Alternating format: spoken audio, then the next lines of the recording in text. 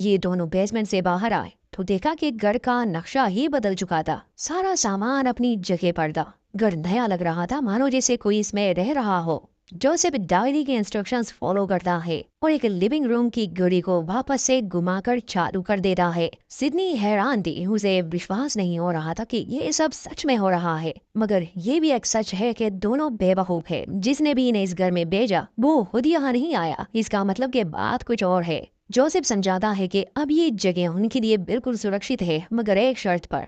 उन्हें यहाँ 14 दिनों तक रहना होगा, फिर ये अपने टाइमलाइन में चले जाएंगे जहाँ सब शांत हो चुका होगा। दोनों ये सोचकर खुश थे कि चलो यहाँ कोई ने ढूंढने तो नहीं आएगा। किचन खाने से बड़ा था।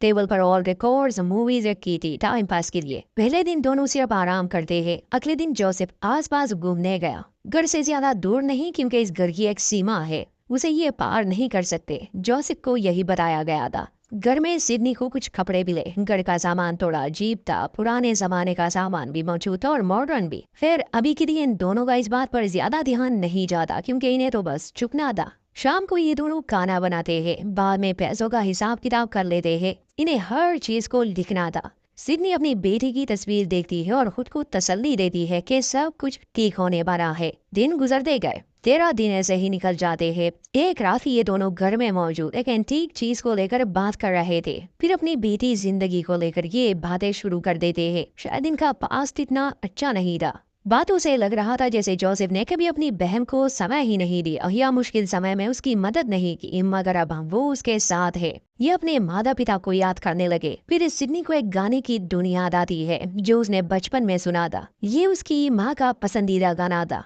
फिर 2 हफ्ते पूरे हो जाते हैं। ये लोग खुश थे कि अब ये यहाँ से चले जाएंगे। सिडनी अपनी बेटी के पास लौटने के लिए बेताब थी। दोनों घर साफ करने लगे और जोसेफ सारा कचरा जला देता है। अब जैसे कि इन लोगों ने तहखाने में इंस्ट्रक्शंस को फॉलो किया था और ये एक अलग टाइम लाइन में आ गए, वैसे ही इन्हें अपने टाइम लाइन में लौटने के लिए कुछ इंस्ट्रक्शंस फॉलो करने थे। इन्हें झटका तब लगा जब इन्होंने पाया कि तहखाने का दरवाजा किसी ने बंद कर दिया है। यहाँ पास ही एक चर्च और मेल था। तहखाने के दरवाजे पर एक संदेश लिखा था, अगर तुम वापस जाना चाहते हो तो पुराने मिल में चले जाओ।